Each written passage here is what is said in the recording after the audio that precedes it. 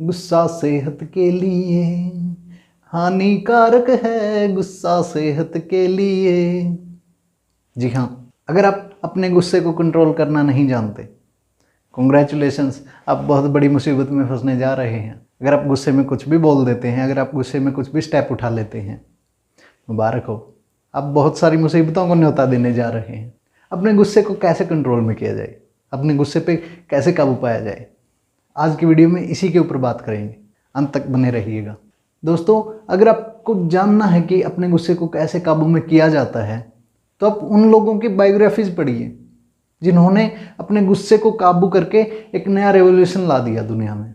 गुस्से को कंट्रोल करना बहुत मुश्किल है, बहुत बहुत ज़्यादा मुश्किल, लेकिन उसको डाइवर्ट किया जा सकता है, उसको चेंज किया जा सकता है किसी दूसरे काम में।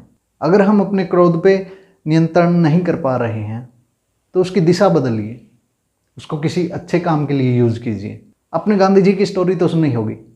उनको अंग्रेज़ों ने धक्का दे दिया था ट्रेन से, क्योंकि वो फर्स्ट क्लास की टिकट लेके ट्रेन में चढ़े थे, फर्स्ट क्लास की बोगी में।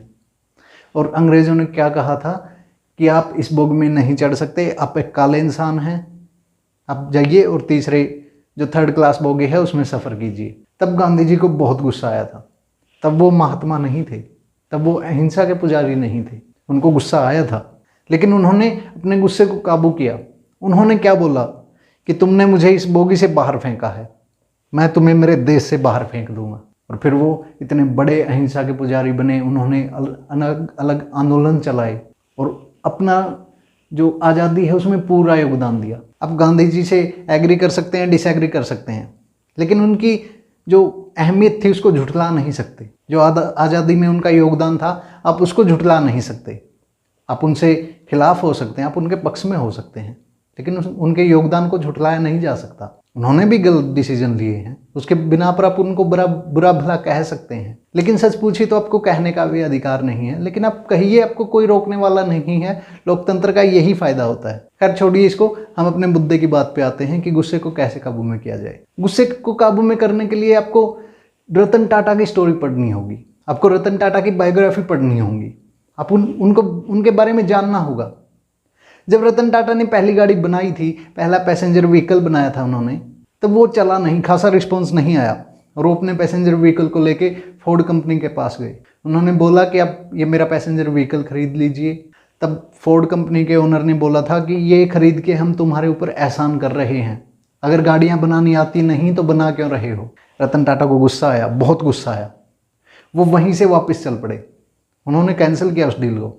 उन्होंने बोला नहीं बेचूंगा, अब इसके ऊपर काम करूंगा और इसको इतना अच्छा बनाऊंगा कि लोग सिर्फ इसी को खरीदने के लिए देखेंगे। कुछ साल के बाद, अभी रिसेंटली 10-15 साल पहले, जब फोर्ड से जैगवार और लैंड रोवर अच्छी नहीं चल रही थी, तब वो इंडिया आए। तब रतन टाटा जी ने फोर्ड की दोनों सेगमेंट को खरीदा, लैंड रोवर और जैगवार। तब उन्होंने कहा कि आपने हमारी गाड़ियाँ खरीद कर हमारे ऊपर एहसान किया है। ऐसे रतन टाटा जी ने अपने गुस्से का बदला लिया। उनके जो वालिद साहब थे, उनके पिताजी जो थे जमशेद जी टाटा, जब उनको एक होटल में अंग्रेज़ ने न्योता दिया था तो उनको अंदर नहीं जाने दिया गया।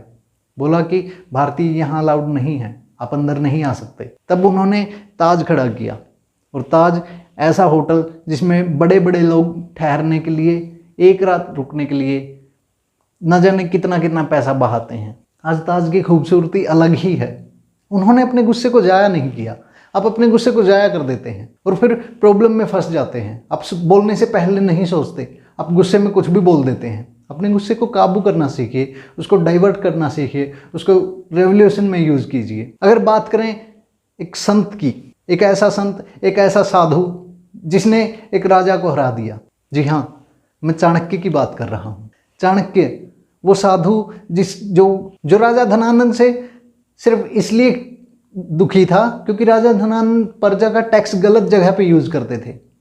वो उसको शराब में, वैश्यावृत्ति में, इन सब में उड़ा देते थे। जब चाणक्य ने उनको कहा कि आप गलत कर रहे हैं, आप एक राजा हैं, इस पद की मान मर्यादा को रखिए, आप मत कीजिए, पब्लिक का पैसा वेस्ट मत कीजिए, टैक्स का गलत इस्तेमाल मत कीजिए। लेकिन राजा धनानंद ने उनको धक्के मारे थे। उनको कहा था कि आप दोबारा से मेरे राज्य में दिख मत जाना। तब चाणक्य ने कहा था नहीं दिखूंगा, तब तक नहीं दिखूंगा जब तक मैं तुम्हें यहाँ से उखाड़ के नहीं फेंक देता, तब तक मैं इस राज्य में नहीं आऊँगा, जब तक मैं इस काबिल नहीं हो जाता कि तुम्हें यहाँ से उखाड़ के फेंक दूँ, तुम्हारी जड़ों को उखाड़ दूँ यहाँ से। फिर उन्होंने एक बच्चे को ट्रेंड किया, वहाँ से बेइज्जत होकर उन्होंने एक बच्चे को ट्रेंड किया और उस बच्चे ने यूनाइटेड इंडिया बनाया, जिसे हम अखंड भारत बोलते हैं। और वहाँ से धनानंद को उखाड़ के फेंका।